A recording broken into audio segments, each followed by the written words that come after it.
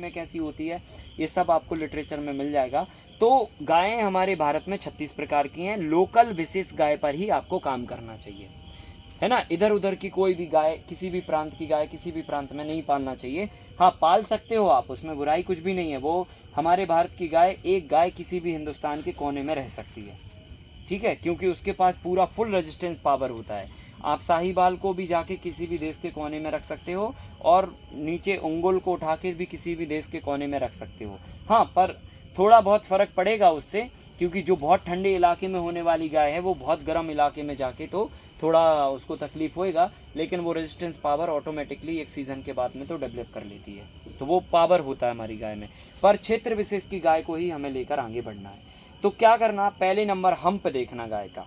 जो भी भारत में 36 गायें हैं, सभी गायों में हम्प बहुत बढ़िया होगा, और इतना बढ़िया होगा कि अगर गाय चले, सामने से चले, तो हम्प ऐसे ऐसे हिलना चाहिए।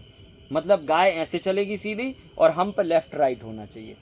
अगर ये किसी गाय में गुण है तो समझ लो पहला टिक मार दो, ये भारत की देसी गाय हुई। अब नंबर 2, गाय की पूंछ हमेशा लंबी होगी, भारतीय नस्ल की गाय की, और इतनी लंबी होगी कि उसके पूंछ के बाल जो है ना ज़मीन से लगभग टच होंगे, इतनी लंबी पूंछ होगी। लंबी पूंछ और उसके लंबे बाल, बालों का झब्बा, ये 2-3 चीज़ें आपको पूंछ में देखने को मिलेगी। अगर किसी भी गाय की पूंछ लंबी और उसके बालों का झब्बा अच्छा है और लंबे बाल हैं, इसका मतलब दूसरा टिक लगा दो, ये भारतीय नस्ल की गाय हुई। तीसरा टिक, जो भी भारत की गाय होगी उसकी गर्दन की जो स्किन है वो पंखे के माफिक लटकती है, गलकम। हाँ, पंखे के माफिक लटकेगी। अगर गाय चल दे जोर से तो मतलब तिनके भी ऐसे ऐसे उड़ जाते हैं, ऐसे ऐसे चलने पे, इतना उसका गर्दन में फोल्डिंग होता है, मतलब झालर होती है, बराबर ना। ये तीसरी पहचान है। अगर गाय में, किसी भी गाय में ये दिख रहा है तो आप समझो कि इसमें भारतीय गाय के गुण हैं। चौथी बात, गाय का जो कान होगा, हमारी भारत की गाय का कान, वो हमेशा लंबा होगा। तो लंबे जिसके कान होंगे वो हमारी भारत की गाय हो सकती है। तो ये चौथा टिक मार सकते हो आप कि उसके कान लंबे लंबे हैं। पांचवा टिक आपको मारने के लिए, गाय की बॉडी के किसी भी पार्ट पर आप टच करोगे तो वो पूरी बॉडी को ऐसे हिला देगी, तुरंत हिला देगी। आप किसी भी अन्य गाय को आप टच करोगे, जर्सी को आप करके देख लेना, टच क्या, आप उसमें उंगली लगा के देख लेना, फिर लकड़ी घुसा के देख लेना, कुछ नहीं करेगी वो। और भैंस को करके देख लेना, आप उसके ऊपर बैठ भी जाओगे तो भी उसको कोई फर्क नहीं पड़ेगा। पर देसी गाय को आप छू नहीं सकते ढंग से, अगर वो प्योर गाय है तो कंपन सी महसूस, पूरा वाइब्रेशन कर देगी देसी गाय। और भैंस को अगर करोगे ना तो कुछ भी नहीं करेगी वो, मतलब खड़ी रहेगी शांत एकदम, ठीक है। तो कुल मिला के हमारी जो भारत की गाय होती है वो सेंसिटिव बहुत होती है ना। तो आप जैसे ही उसके बॉडी के किसी भी पार्ट पे हल्का सा ऐसा स्पर्श बस कर दो तो स्पर्श से वो पूरी बॉडी को ऐसे ऐसे हिला देगी। तो अगर ये गुण अगर किसी गाय में है तो समझ लो वो भारत की गाय हुई। तो ऐसे 5 गुणों के आधार पर आप किसी भी गाय को फाइनल कर सकते हैं कि हाँ, इसमें देसी गाय के गुण हैं। तो आप कोई भी गाय को देखोगे तो आप ये सब चीज़ें देख लो, हम पे देख लो, पूंछ देख लो, बाल देख लो, है ना, कान देख लो, उसकी बॉडी पे टच करके देख लो, झालर देख लो। आप बस अंदर ही अंदर टच वो करके जजमेंट करके आप फाइनल कर लेना कि यार इसमें तो 70% है ये मिलावट, या तो 30% है मिलावट, या 10% है, या 20% है, जो भी है। तो अगर मान के चलो 10-20% मिलावट की भी गाय मिल रही है और आपके पास और कोई विकल्प नहीं है, तो इस गाय को लेकर आप ओरिजिनल पे आ सकते हो फिर एक जनरेशन के बाद, ठीक है।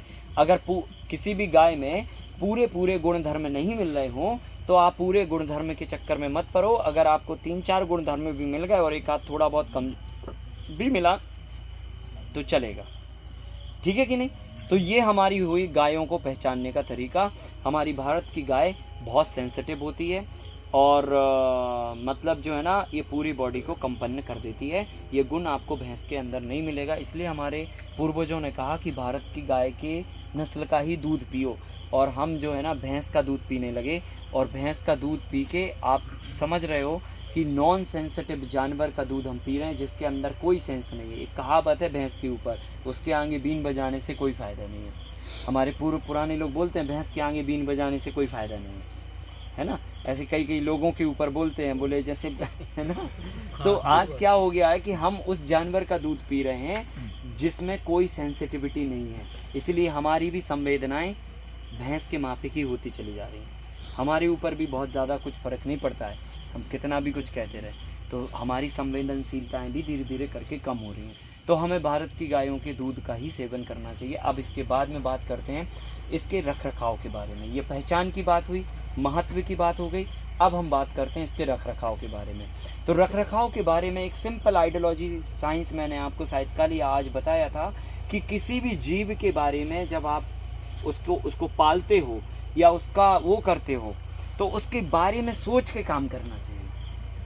हमने ये लाइन बोली थी आपको, और ये लाइन अब यहाँ पे आपको गंभीरता से समझना पड़ेगी कि अगर आप गाय पाल रहे हो तो पहले गाय का कंफर्ट देखो कि गाय किस में कंफर्ट रहती है, वो व्यवस्था आप बना के दो। ये नहीं कि हम अपनी व्यवस्था बना के देंगे।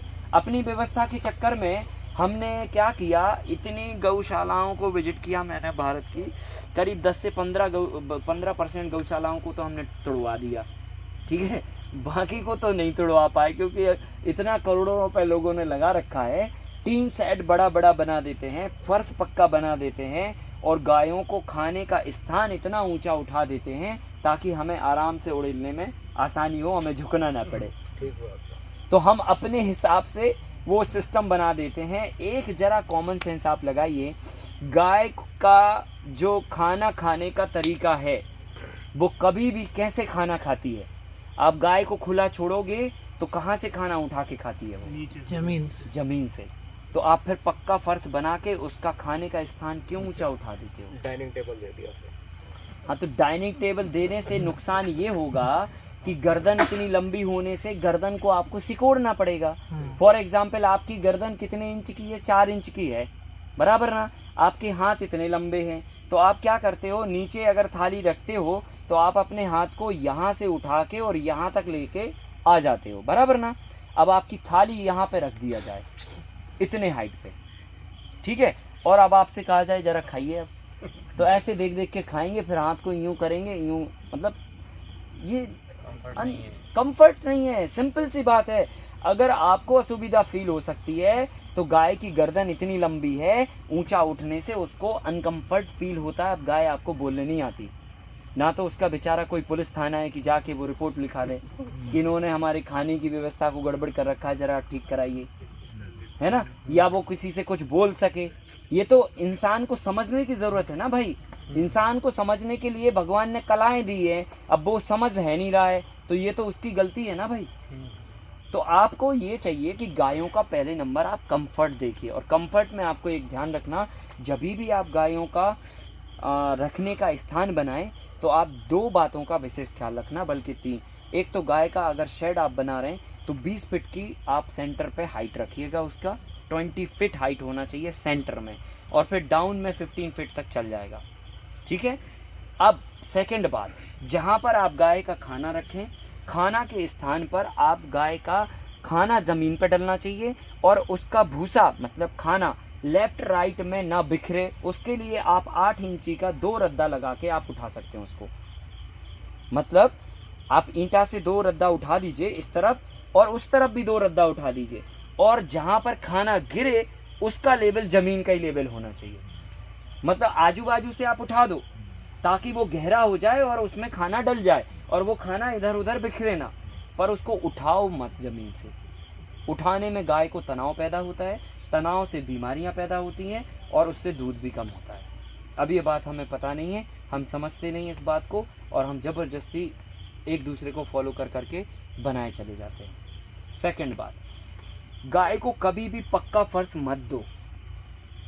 तो आप कहोगे कच्चा दें तो कीचड़ होगा। तो एक विकल्प हमने निकाला, उसके लिए क्या करिए आप कि जहाँ पर गाय है, एक गाय करीब 4 फीट जगह लेती है चौड़ाई में, ठीक है, और लंबाई में लगभग 5 से 6 फीट जगह लेती है। आप क्या करिए, गाय जहाँ पर आप बांध रहे हैं वहाँ से लेकर जहाँ तक गाय खड़ी होती है लगभग 5 फीट का हिस्सा, 5 फीट, आधा फीट ज़मीन खोद दीजिए सरफेस, और उसकी मिट्टी निकाल के अलग कर दीजिए। और उस खड्डे में आप क्या करिए, आधी रेत और आधी जो है ना चावल की भूसी मिला के मिक्स करके आप उसको भर दीजिए वापस आधा फीट को, 6 इंच को, और फिर उस पर गाय आपको बंधने दीजिए। और जो 5 फीट के बाद का हिस्सा है उस 3 फीट को आप पक्का कंक्रीट का कर दीजिए, ताकि जब गाय खड़ी हो तो कच्चे में वो खड़ी हो, और पीछे जो हिस्सा रहे तो वो यूरिन और गोबर जो है ना पक्के फर्श पर करे। और पक्के फर्श पर करने से यूरिन एक तरफ आप कलेक्ट कर लो और गोबर को आसानी से आप उससे पक्के फर्श से उठा सको। बाय द वे अगर गाय घूम घाम गई मान के चलो, और उसने यूरिन कर दिया कहाँ पर, इस कच्चे वाले में, तो इसमें सैंड मिली है और चावल का हस्क मिला है, भूसी मिली है, तो ये क्या करेगी कि चावल का हस्क उसको सोख लेगा और रेत के अंदर उसको एब्जॉर्ब कर लेगा। मतलब रेत और वो चावल का हस्क दोनों ये वहाँ पर कीचड़ को नहीं होने देंगे किसी भी तरह से। ठीक है, अगर गोबर भी कर दिया तो गोबर तो हमें पक्के फर्श से उठाना, तो हम इससे उठा लेंगे, लेकिन वो बहुत कम रेयर केस में गोबर वहाँ पर करेगी, लेकिन वहाँ पर आपका पक्के फर्श पे वो गोबर करेगी। तो आप जहाँ पर गाय को बांधो वहाँ से 4 से 5 फीट का एरिया कच्चा करो और उसके बाद 3 फीट का पक्का कर दो, और जो कच्चा एरिया होगा उसको आधा इंची पक्के एरिया से उठा के रखो, ताकि गाय कभी भी बैठे तो ये वाला एरिया जब प्रेस होएगा तो गाय का पक्का और कच्चा लेवल एक जैसा आ जाना चाहिए। नहीं तो गाय बैठेगी तो पीछे का हिस्सा पता चला आपके कंक्रीट से उसको चोट लगेगी। तो आपको आधा इंची उसका लेवल उठाना है, क्योंकि जब रेत और भूसी गाय बैठेगी तो वो थोड़ा सा तो कंप्रेस होएगा, तो लेवल या थोड़ा सा एक मतलब आधा इंची का भी आधा इंची ऊंचा रहने से तो चोट नहीं लगेगी गाय को। ऐसे आपको कर्व करके, और पक्का फर्श जब आप बनाएंगे तो ऐसे एकदम नहीं बनाइएगा, हल्का सा डाउन करके ऐसे बना दीजिएगा ताकि गाय को चोट ना लगे कभी भी। तो ऐसे करके आपको प्लेटफॉर्म तैयार करना चाहिए, और इस प्लेटफॉर्म पे ही गाय सुखी रहेगी, मतलब खुश रहेगी, क्योंकि गाय को हरदम जो है ना मिट्टी और उसके जैसी फीलिंग आएगी तो उसको कभी तकलीफ नहीं होगी। पक्के फर्श पर गाय गोबर करती है, और गाय की गोबर करने से अगर पैर उसका वहाँ पे पड़ गया तो गाय फिसल जाती है, और फिसलने से तो उसके दिमाग में ये बैठ जाता है कि अब यहाँ पे हम गिर सकते हैं, हमें चोट भी लग सकती है, क्योंकि गाय बहुत सेंसिटिव होती है, इंसान से ज़्यादा सेंस रखती है। और इंसान के पास इतना सेंस होता है कि अगर मान के चलो आप किसी रास्ते पर जाते हो गाड़ी लेके या कुछ भी लेके, और अगर मान के चलो आपका गाड़ी एक कहीं खड्डे में गिर गया और दोबारा उस सड़क से फिर आपको यात्रा करनी हो, तो वो खड्डा आपको 10 मिनट पहले ही याद आ जाएगा कि इस सड़क पे यहाँ पे खड्डा है। ये आपके अवचेतन मन में जाके बैठ जाती है बात, ठीक है। और यही हाल गाय के साथ भी होता है। गाय तो आपसे ज़्यादा सेंसिटिव है, तो उसको हरदम ये फीलिंग होती रहती है यार ऐसा ना हो गिर जाए अब हम यहाँ पे। तो उससे क्या होता है, तनाव पैदा होता है, और तनाव से बॉडी के हार्मोन्स डिस्टर्ब होते हैं, और हार्मोन से दूध पर बहुत बड़ा प्रभाव पड़ता है।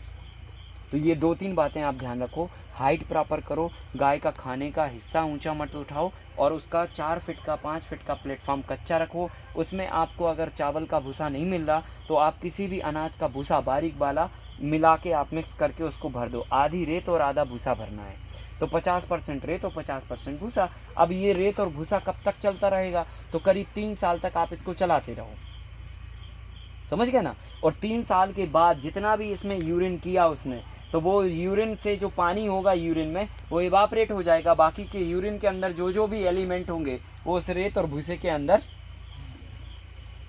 एब्जॉर्ब रहेंगे। अब आप उसको उठा के 2 साल में, 1.5 साल में, 3 साल में आप उठा के खाद के साथ में आप खेत में फेंक दो, तो वो ज़बरदस्त एनर्जी का काम करेगा। और फिर जाके आप फिर कर दो 3 साल के बाद फिर भर दो। नीचे हाँ, जो बैठने का स्थान है, हाँ, और ऐसी मान लो दिक्कत हो तो उस पर मान लो रबड़ का जो मेट आता है मोटा वाला, इसके ऊपर आपको रबड़ मैट बिछानी तो बिठा सकते हो, ठीक रहेगा ना। हाँ बिठा सकते हो, पर आपको ज़रूरत नहीं पड़ेगी। अच्छा, ये खुद गद्दे का काम करेगा। अच्छा, हाँ, ये अपने आप में गद्दे का काम करेगा। जब रेत और ये मिक्सचर मिलाओगे ना, कभी आप उस पर खड़े हो ना, आपको लगेगा इस पे हम ही 1-2 रात गुजारते। इतना बढ़िया वो गद्दा लगता है। ठीक है, हम तो शंकर अभी चूंकि ये इस वाले फार्म पे है नहीं गौशाला, नहीं तो आपको हम बताते। अभी 2-3 महीने में ये हो जाएगा यहाँ पे अभी रेडी। तो पूरा इतना शानदार गद्दा लगता है कि आपको मज़ा आता है, और गाय को बहुत ज़्यादा मज़ा आता है। तो गाय को ये लगता है कि अरे यार बढ़िया कंफर्ट मिल गया। वो जहाँ पे भी खुर रखती है उसको बढ़िया रबड़ जैसा बढ़िया फीलिंग आता है, और बैठने पे भी तो उसको मज़ा आता है, किधर पे भी तो गड़ता नहीं है, कुछ भी तो चुभता नहीं है इस तरह का। तो कंक्रीट में चुभने का बनता है, और कंक्रीट में नहीं होता, वो उसको सूट नहीं करता गाय को, ठीक है। गाय हमेशा कच्चे में खुले में बैठना पसंद करती है, और उसको वैसे ही अगर आप माहौल दे दो तब तो बात जम जाएगी, और अगर हमने पक्की व्यवस्था दी तो उसको तकलीफ हो सकती है। तो इस बात का खास ख्याल रखना। अब इसके बाद अब आते हैं हम लोग डाइटिंग पर। उसकी गहराई कितनी है? 1/2 फीट सर, 6 इंच रखना है, 6 इंच तक ही ये आपको भरना है। रेती 50% रेत और 50% भूसी, और बारीक भूसा हो तो बहुत बढ़िया होगा। अच्छा, हाँ, बारीक भूसा होना चाहिए, बिल्कुल बारीक, है ना। वो चाहे गेहूं का भी चल सकता है, बाजरे का भी, मक्के का भी, ज्वार का भी चलेगा, या इवन सरसों चने का और उड़द मूंग का भी चलेगा, लेकिन चावल का मिले तो बहुत अच्छा है। पहली प्राथमिकता चावल को दे दिए, फिर आप गेहूं को दीजिए, बाकी के फिर अन्य अनाजों के भूसे को भी दे सकते हो। अब इसके बाद तीसरा और सबसे इम्पोर्टेंट पॉइंट है, चौथा, कि गायों को अब हमें खाना क्या देना है। देखो, पहले हमने रख रखाव किया, भारत की भारतीय नस्ल की गाय को पाला, फिर उसके बाद उसका रख रखाव किया, अब उसको हमें खाना सही देना है, और खाना सही देने पे आपकी मिल्किंग पावर में बहुत इम्प्रूवमेंट आएगा। मिल्किंग कैपेसिटी आप मान के चलो, जो डाइट हम आपको बताने जा रहे हैं, ये अगर डाइट मेनू आपने फॉलो कर लिया, अगले 6 महीने के अंदर अंदर गाय जस्ट डबल पे दूध देने पे आ जाएगी। जो गाय आप रखे हो उसी गाय को जस्ट डबल पे। सिंपल आइडियोलॉजी है, संतुलित और संपूर्ण आहार सबकी जीवन की आवश्यकता है, सबके जीवन की आवश्यकता है, संपूर्ण और संतुलित आहार। और अगर संतुलित और संपूर्ण आहार अगर नहीं मिला किसी को भी, चाहे पेड़ों को, चाहे जानवरों को, चाहे इंसानों को, तो वहीं पर जो है ना बॉडी का कमज़ोर होना और बीमार होना चालू हो जाता है। तो हमें संतुलित और संपूर्ण आहार के लिए इस पर हमने पूरा calories wise, carbohydrate wise, protein wise, minerals wise पूरा डाटा एनालिसिस करके, और मतलब उसका पूरा डाटा भी तैयार किया हमने कि हम ये जो डाइट दे रहे हैं इसमें कितना कार्बोहाइड्रेट है, कितना प्रोटीन है, कितना मिनरल्स है, कितना विटामिन है, कितना क्या क्या एलिमेंट मिल रहे हैं, और इससे गाय की क्या फीडिंग बन रही है। तो वो हमारे को पूरा डाटा एनालिसिस है, जिसको ज़रूरत पड़ेगी हम देंगे आपको। पर अभी आप इसके डाइट के बारे में समझ लीजिए। जैसे एक गाय कोई भी जितना भी खाना खाती है, फॉर एग्जांपल कोई गाय 4 किलो भूसा खा रही, 10 किलो भूसा खा रही, 5 किलो भूसा खा रही, हमने क्या किया, उस भूसे को यहाँ पर एक तरफ तो रख लिया, पहले नंबर, ठीक है ना।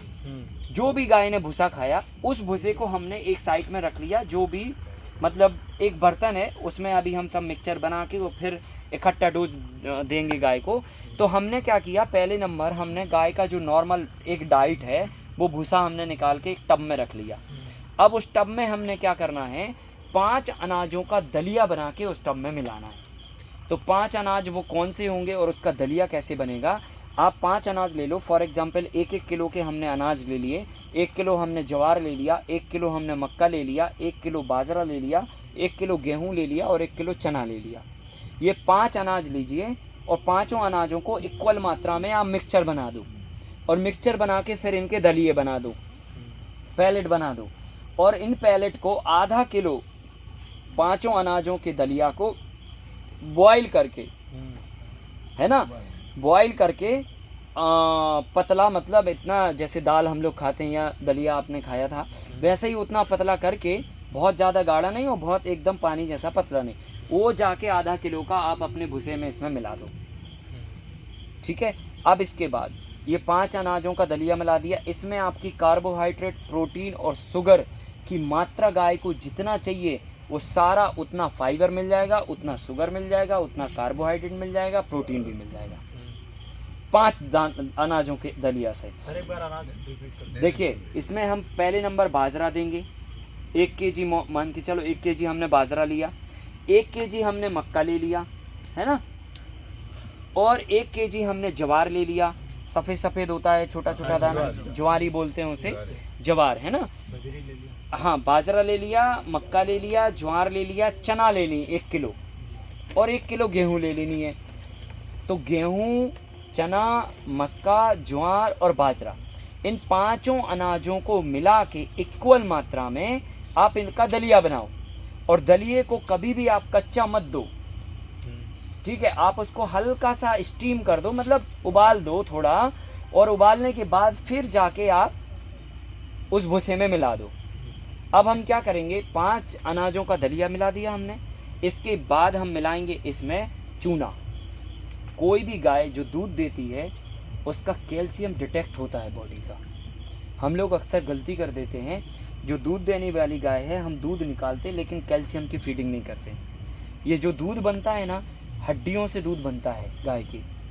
अब हड्डियां कमज़ोर हो जाती हैं कैल्शियम निकलने से, ठीक है। और जो हाई मिल्किंग काऊ होती है उसको अगर कैल्शियम का रिफिल नहीं किया गया बॉडी में, तो आप 4 साल के अंदर वो गाय डल हो जाएगी, प्रेग्नेंट ही नहीं होगी, बच्चा नहीं दे पाएगी, 4 साल में ही बैठ जाएगी गाय। तो हमें क्या करना है, कैल्शियम की मात्रा रिफिल करनी है। और नहीं तो फिर ठीक है प्रेग्नेंट नहीं होगी तो डॉक्टर आएगा, सबसे पहले नंबर 1 टैबलेट तो कैल्शियम की लिखेगा वो, सबसे पहले नंबर कैल्शियम की टैबलेट ज़रूर लिखी जाएगी, क्योंकि कैल्शियम की डिफिशेंसी से ये बीमारी जनरेट हुई है।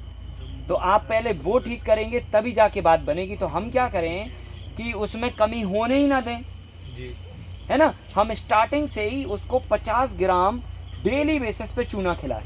सिंपल पत्थर वाला चूना। आप 1 किलो चूना 20 लीटर पानी में भिगो लीजिए। तरीका मैं बता दे रहा हूँ।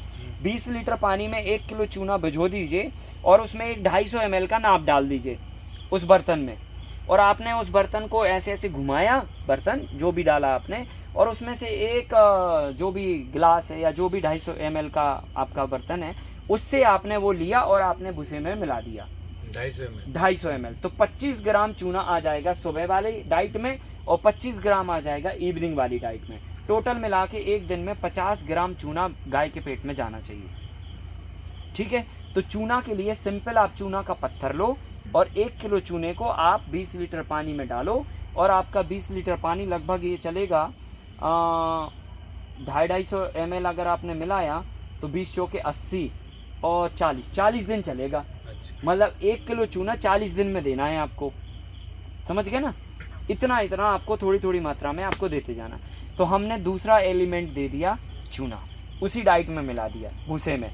अब हम इसके बाद देंगे हाई प्रोटीन और यूरिया की कमी को पूरा करने के लिए। देखो जो दाना आता है ना कैटल फीड, उसमें यूरिया की मात्रा होती है, नाइट्रोजन डाला जाता है उसके अंदर।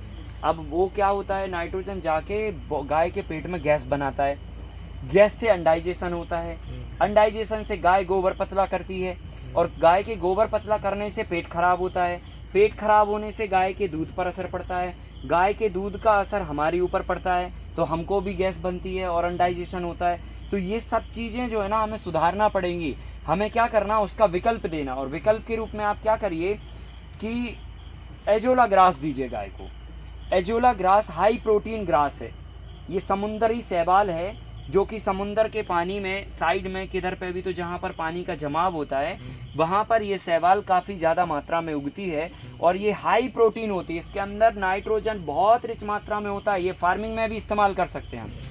और इसको उगाइए आप खुद, इसको बाज़ार से नहीं खरीदना आपको। सिंपल एक आधा फीट गहरा खड्डा खोदिए, उसमें आप पॉलीथीन बिछाइए पतली और 4 इंच उसमें पानी भर दीजिए और उस पानी में गोबर, मिट्टी और चूना, तीनों चीज़ों को 2-2 किलो मात्रा में मिला के उसको घोल दीजिए और थोड़ा सा एजोला के बीज जाके आप उसमें छोड़ दीजिए पानी में।